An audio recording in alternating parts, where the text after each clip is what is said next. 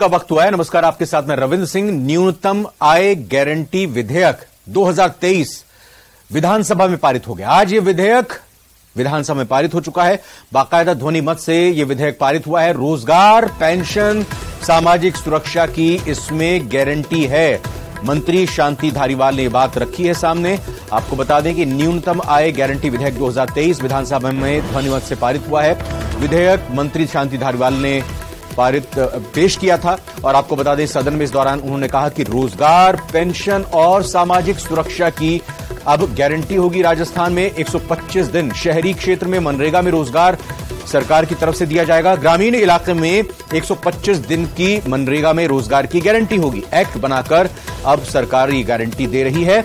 अदालत जाकर भी लोग हक ले सकते हैं। अधिकांश घोषणाओं को सरकार ने पूरा किया। 80% घोषणाएं पूरी हो गई हैं सरकार की तरफ से और जनता को गारंटी दी गई है।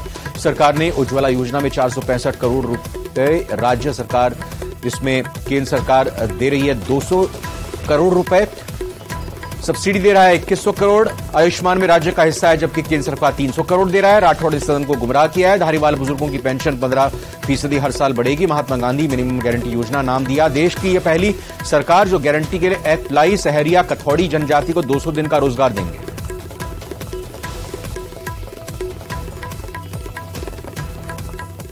जन सम्माननीय जन अपमान है और इसलिए मैं निवेदन करना चाहता हूं, यह जो अब आपकी हालत हो गई, 16 जुलाई से ऑनलाइन रजिस्ट्रेशन चालू कर दिया।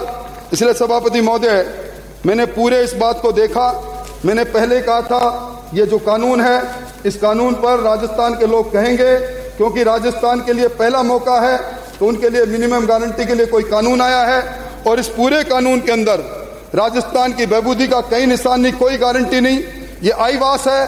राजस्थान के लोगों के पास जब ये कानून के प्रावधान और सब लोग जाएंगे तब इनके लिए उल्टा पड़ेगा। इसलिए मेरा प्रस्ताव है इसको जनमत जानने के लिए प्रचारित किया जाए। क्योंकि जो बिल लाया गया है ये मोटे तौर पर दो बातें हैं इसमें।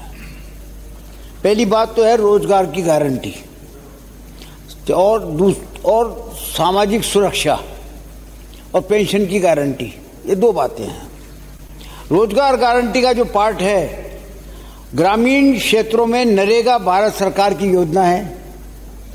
उसमें 100 दिन का नरेगा केंद्र सरकार के द्वारा काम करने वाले परिवारों को दिया जाता है और 25 दिन जो है राज्य सरकार के द्वारा दिया जाता है। शहरी क्षेत्र में इंदिरा गांधी शहरी योजना जो चल रही है उसमें 125 दिन का रोजगार देने की गारंटी है। एक्ट ले आया गया। इसीलिए उस जो वहां पर 125 दिन ग्रामीण में भी और 125 दिन शहर में भी उनको देने की गारंटी के लिए ये योजना लाई गई है।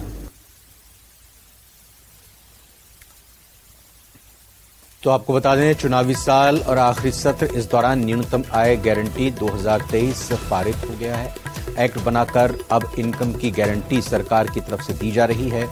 ये बात शांति धारीवाल की तरफ से कही गई। उन्होंने ये भी कहा कि कानून का भी सहारा लेकर अब इस पूरे मामले पर अब लोग अपनी इनकम की गारंटी सुनिश्चित कर सकते हैं। बाबूलाल धायल हमारे संवाददाता जुड़ चुके हैं इस पूरी खबर पर और जानकारी के साथ।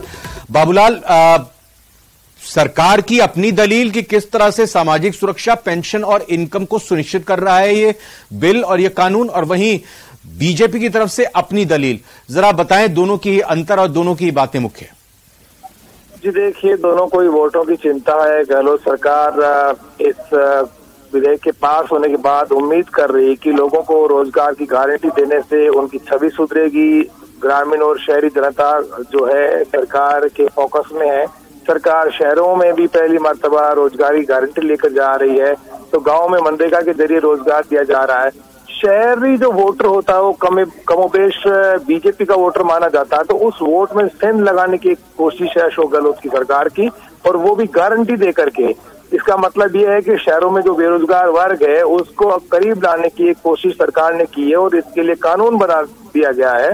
तो आने वाले दिनों में जब शहर में प्रचार करने के लिए कांग्रेस के नेता जाएंगे तो वो कह सकेंगे कि हम लोगों ने आपको भी 125 दिन रोजगार की गारंटी दी है। अगर आपको रोजगार नहीं मिलेगा तो आप कोर्ट में जा सकते हैं और रोजगार का हक हासिल कर सकते हैं। तो सोशल सिक्योरिटी के जितनी भी स्कीम्स हैं उनको सरकार ने एक तरह से कानूनी जामा पहना दिया है।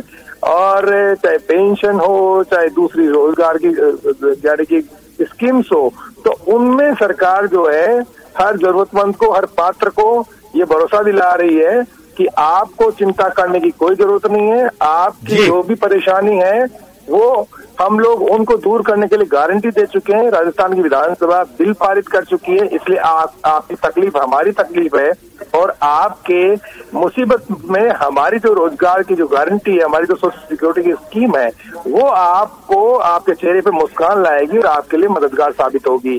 कुल मिलाकर के चुनावी साल के आखिरी सत्र में सरकार ने बहुत बहुत धन्यवाद आपका बाबूलाल भायल इस खबर पर जानकारी देने के लिए। और इधर अरुण सिंह ने कांग्रेस पर बड़ा हमला बोला है। राजस्थान में अपराधियों के हौसले बुलंद हैं, जनता डर में है, सरेआम घटनाएं हो रही हैं। राजस्थान में रक्षक ही भक्षक बनकर बैठे हैं, बड़े आरोप लगाए हैं। प्रदेश बीजेपी प्रभारी हैं, पुलिस प्रशासन कहता है समझौता कर लो, केस मत करो। तो अरुण सिंह आज आक्रामक दिखाई दिए महिला अत्याचार को लेकर विशेष तौर पर।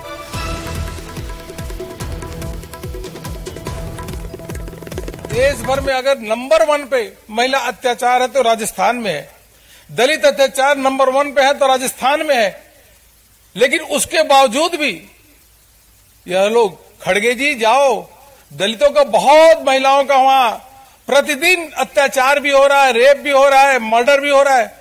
और नया एक वहां पे एक तरीके से पद्धति अपनाई है कि पहले रेप करो, रेप करने के बाद मर्डर करो और कुएं में डाल दो। कई जगहों पे कुएं में लाशें पकड़ी जा रही है।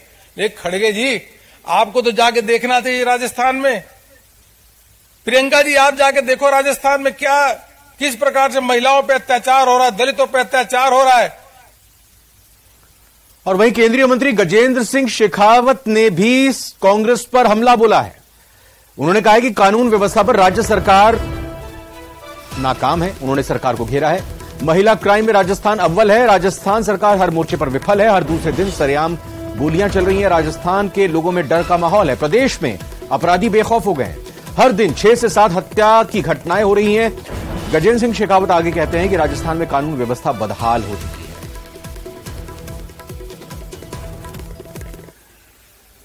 महिलाओं के प्रति दुर्व्यवहार या महिलाओं के प्रति अपराध, इस दृष्टिकोण से एक नंबर पर पहली पायदान पर आकर के खड़ा हुआ। 2 लाख से ज्यादा मुकदमे पिछले दिनों में राजस्थान में, पिछले इन 4.5 वर्ष के कालखंड में कांग्रेस की सरकार में राजस्थान में दर्ज हुए। यहां तक नहीं, गैंगरेप के मामलों में, अबोध बालिकाओं और बच्चों के प्रति इस तरह के हिंसात्मक मॉलेस्टेशन के केसेस के दृष्टिकोण से भी राजस्थान एक नंबर पर हुआ। दलितों के ऊपर होने वाले अत्याचारों और केसेस के दृष्टिकोण से भी राजस्थान पहली पायदान पर रहा।